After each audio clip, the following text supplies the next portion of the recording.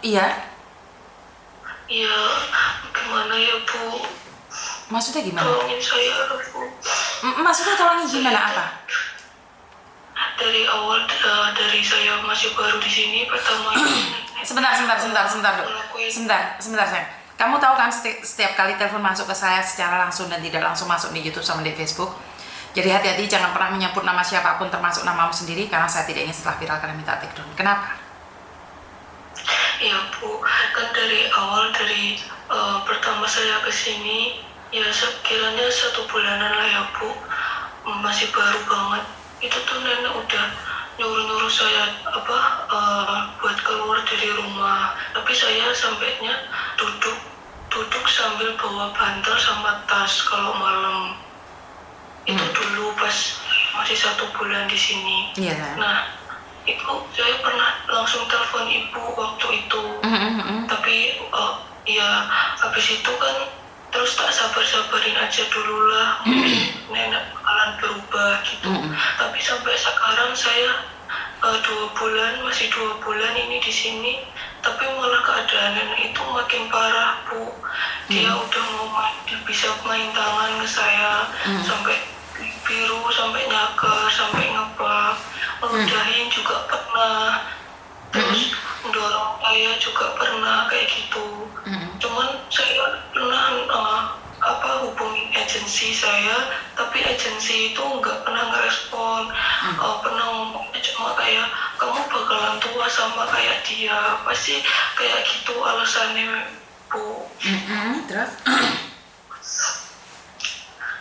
Saya ya nggak tahan aja sama sikap nenek yang kayak gitu. Majikan pernah bilang ke saya juga kalau nenek itu pernah ada sakit gila, sakit di jiwanya gitulah, gangguan jiwa. Pernah ngomong ke saya kayak gitu. Saya ada juga bukti chatnya.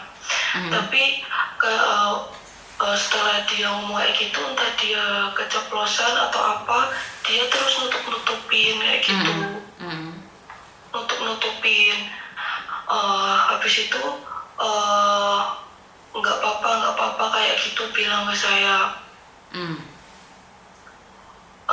Dan terus habis itu dikasih obat penenang. Kalau pagi malam itu jadwalnya dia minum obat. Tapi udah dikasih obat kayak gitu, tetap aja dia masih kayak gitu. Saya cuma butuh perlindungan aja Bu. Saya mau cari uang benar-benar di sini. Saya proses di PT itu udah lama banget, 1 tahun. Tapi sampai sini nenek saya kayak gitu sama saya. Apalagi saya belum ada pengalaman kerja kayak gini. Saya baru pertama kali ke Hong Kong. Iya. Sampai sini baru 2 bulan udah kayak gini nenek saya. Kamu sudah laporan sama PT-mu? Udah, bilangnya dari pihak PT itu bisa bantu periksa saya tanpa saya ganti rugi ke majikan gitu. Tapi sampai sekarang belum ada kabar lagi. Oke, apakah dia memukulmu, sayang? Kalau mukul enggak, paling tuh cuma ngeplak kayak gitu. Kan kamu kan bisa menghindar. Tapi kan kamu bisa menghindar. Iya, bisa menghindar. Tapi nenek itu dia kayak gitu itu harus minum obat. Aku ngomong, Nek jangan minum alkohol, itu karena dia pasif banget lah minum alkohol itu, sering banget sampai setiap waktu itu dia minum sampai 2 gelas lah, bisa lebih. Saya nyetopin dia tapi dia nggak mau. Lah kenapa kamu nyetopin dia? Maji kamu nyuruh kamu nyetop dia?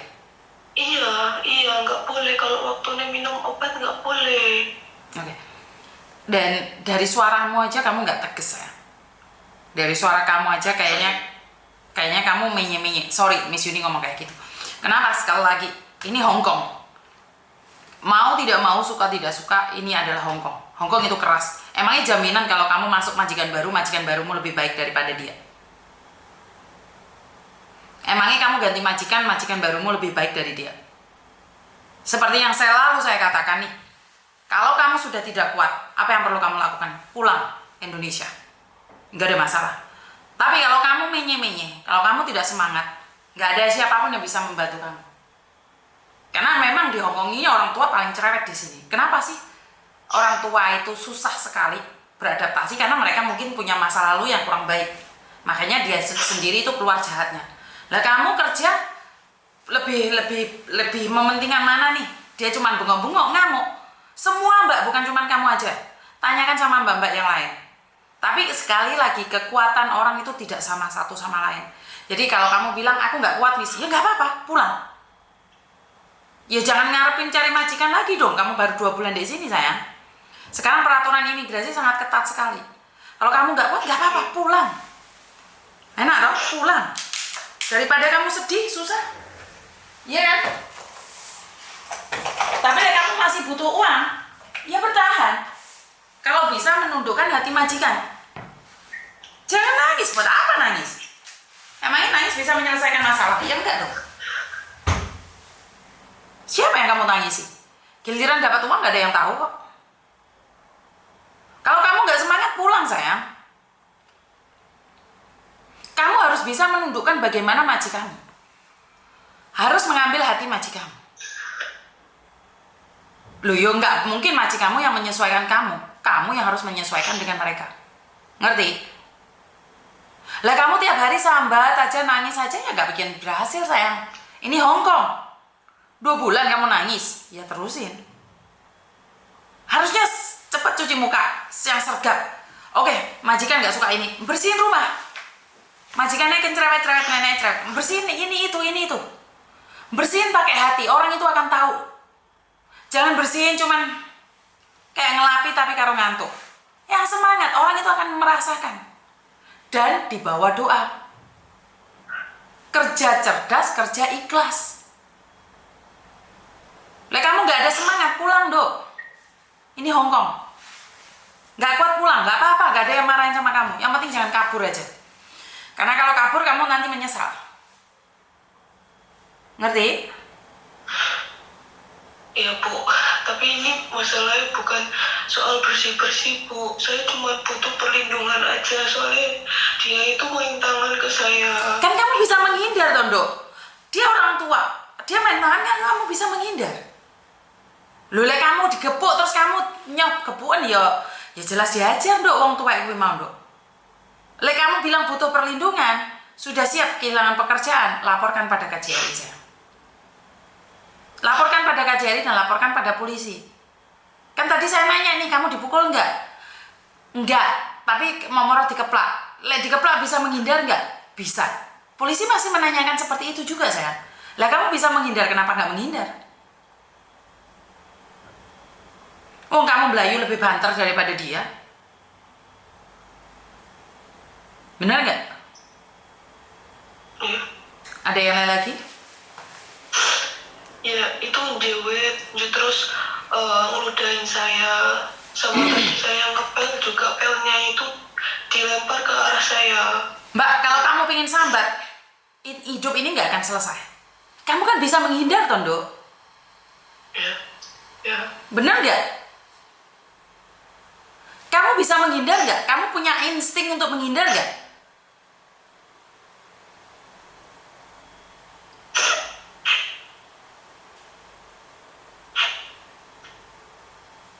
Kenapa kamu nangis? Enggak Bu, saya kaget aja Bu. Saya enggak sambat, saya cuma saya enggak. Bukan, kamu nangis kenapa? Kan ngobrol sama saya nggak mukul kamu. Saya nggak maki-maki kamu, saya nggak marah sama kamu. Kenapa nangis sayang? Saya kaget aja Bu, kerja di sini Bu. Loh iya no. Kamu kira kakak-kakakmu senior di situ nggak merasakan pedihnya Hong Kong? Yang kamu lihat yang indah-indah saja. Hong Kong kayak gitu sayang. Bahkan ada yang lebih jahat lagi. Jika kamu ada waktu duduk di tempat saya, dengarkan cerita saudara-saudaramu yang lainnya. Jadi ini adalah hidup. Kira-kira sanggup nggak?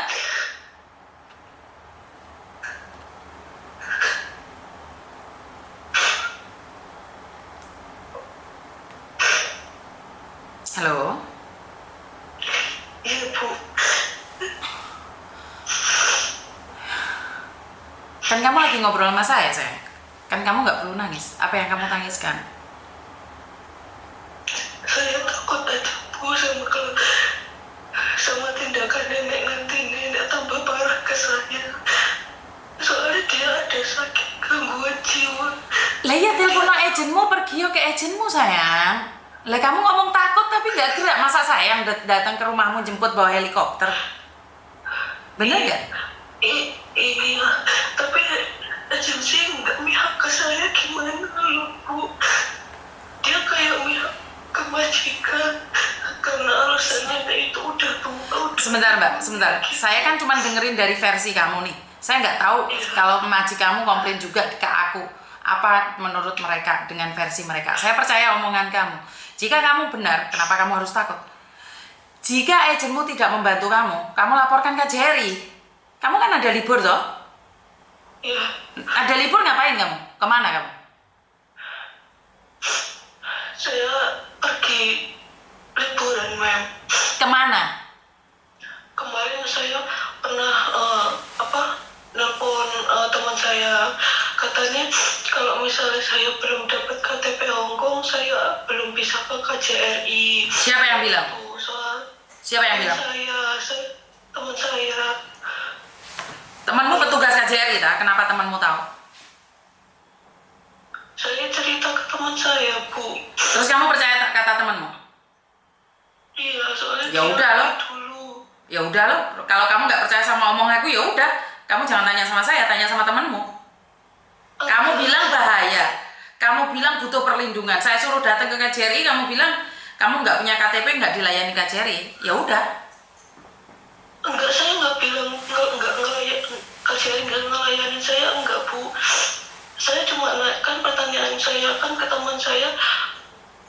Teman saya nanya, kamu udah punya KTP apa belum, KTP Hongkong gitu. Saya bilang belum dikasih sama agensi gitu. Agensi mundur terus, harusnya sebulan yang lalu, terus ini diundur lagi sampai tanggal 18 kayak gitu. Terus saya nanya ke agensi, Mem, kenapa ini KTP saya diundur terus gitu. Terus bilangnya agensi ini karena jadwal temunya di tanggal segini, tapi kenapa diundur terus, saya perlu banget Ibu, kayak gitu bilang saya ke agensi. Tapi terus dia nggak balas lagi. Temenmu bilang apa? Kalau kamu nggak punya KTP, emangnya nggak bisa laporan ke KJRI? Yang ngomong siapa? Iya, katanya polisi Hongkong lagi ada pemutihan gitu, takutnya nanti saya ketangkep atau apa kayak gitu. Teman saya bilangnya kayak gitu. Dan kamu percaya? Iya, saya percaya. Jadinya saya diundur lagi sampai saya dapat KTP. Ya udah loh. Berarti kan Miss Yuni ngomong nggak percuma juga. Kamu udah percaya? Kan tadi saya sudah ngasih tahu kamu ke KJRI. Tapi karena kamu nggak punya KTP dan kamu percaya omongan temanmu, ya udah. Saya nggak bisa ngasih solusi, sayang. Saya katakan iya, kalau tidak. Dan sekali lagi, terserah kamu. Itu saya cuma memberikan solusi.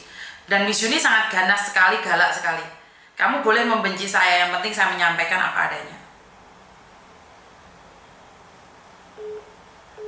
Ya. Ada yang lain lagi? Oke. Enggak. Oke, terima kasih. Terima kasih banyak.